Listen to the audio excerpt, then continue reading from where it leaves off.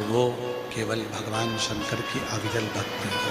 वो केवल भगवान शंकर की अविरल, केवल भगवान शंकर की, केवल शिव की अविरल भक्ति, उसके सिवाय कोई साधन नहीं, उसके सिवाय कोई साधन नहीं।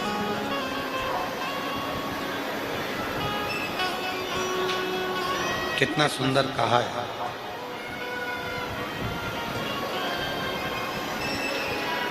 स्वयं तुमरुका जी कह रहे हैं,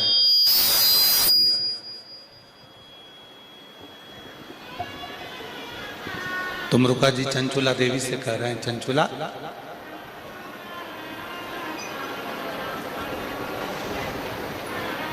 जैसे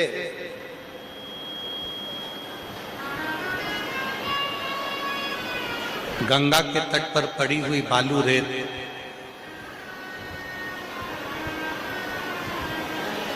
गंगा के तट पर पड़ी हुई बालू रेत का एक कण उठा लो, उस कण के बराबर गंगा का यदि एक अंश जल उस कण के बराबर भी हमारे मुख में चले जाता है तो संसार का कोई मनुष्य कितना भी पापी क्यों ना हो, वो फिर जन्म नहीं लेता, वो परमात्मा का हो जाता है।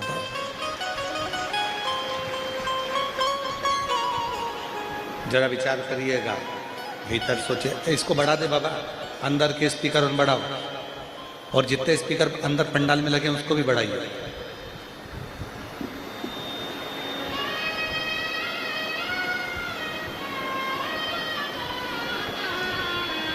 गंगा के तट पर जो बालू रेत पड़ी हुई है और गंगा के तट पर पड़ी हुई बालू रेत का एक कण आप उठा लीजिए, बस अब मत कर कुछ भी उसमें। गंगा के तट पर पड़ी हुई बालू रेत का एक कण उठा लो, उस कण के बराबर गंगा का जल यदि हमारे मुख में गया तो पुनः हमारा इस संसार सागर में जन्म नहीं होता। अब दूसरी बात क्या लिखी शिव महापुराण के अंदर, तुमरुका जी क्या कर रहे हैं कि गंगा की तट पर पड़ी हुई बालू रेत का एक कण के बराबर गंगा जल यदि हमारे मुख में जाता है तो हमारा पुनर्जन्म नहीं होता। और यदि शिव महापुराण के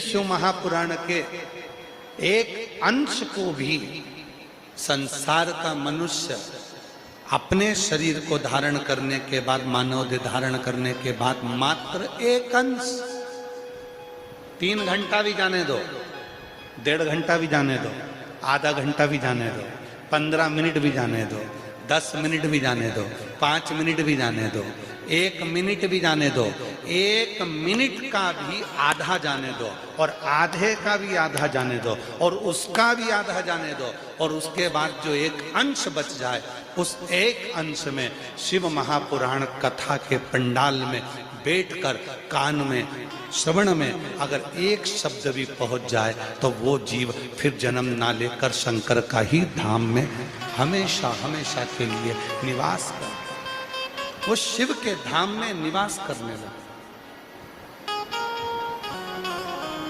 वो भगवान शंकर का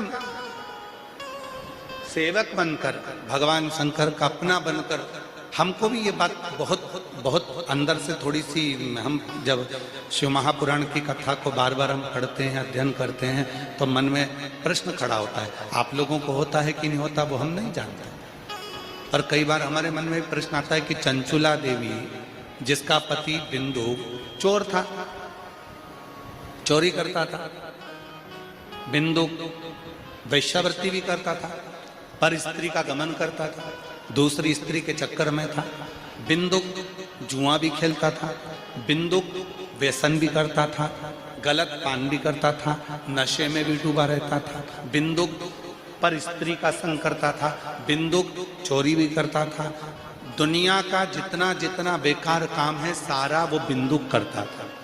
जब बिंदुक इतना बेकार काम करता था तो उसकी पत्नी चंचुला पार्वती जी की सहेली कैसे बन गई? ये प्रश्न मन में बहुत खड़ता था।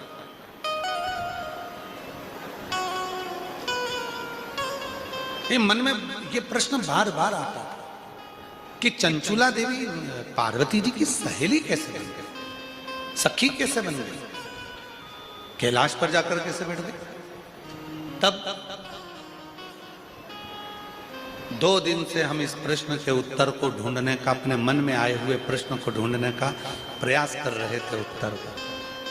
तब जाकर आज मत्स्य पुराण में इसका उत्तर मिला।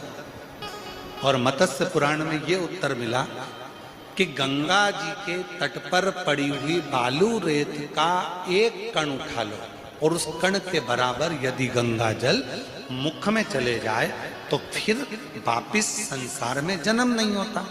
और दूसरी बात लिखा कि कहीं शंकर के नाम को, शिव के मंत्र को या शंकर की कथा को एक अंश श्रवण कर ले तो वो जन्म तो नहीं लेगा पर शंकर का परम भक्त होकर उसी के धाम में निवास करने लगेगा।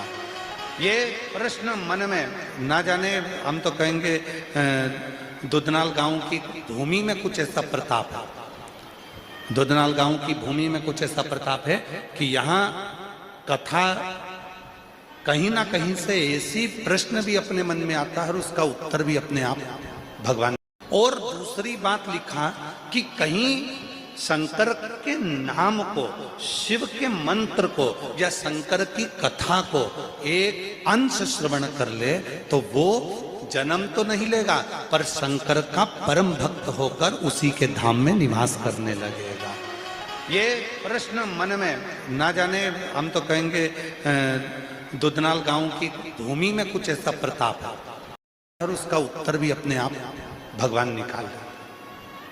बहुत दिन से मन में प्रश्न था कि चंचुला देवी ने ऐसा कौन सा पुण्य करा। तब समझ में आया कि चंचुला पहुंची थी काशी अपने पति के मरने के बाद।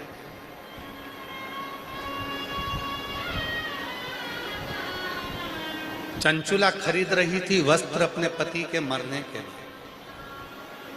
वहीं पर चंचुला देवी को कानों में कहीं पर कोई ब्राह्मण शिव पुराण की कथा कर रहा होगा। चंचुला देवी के कानों में एक क्षण की वो पुराण चली गई, एक क्षण की कानों में। और चंचुला गंगा जी के जल से बाहर निकली, कपड़ा लेकर गंगा के जल पर गई, वहां से बाहर आ रही थी, पांव फिसल गया, मर गई और पार्वती जी की सहेली बन गई। एक क्षण, मात्र क्षण, एक क्षण।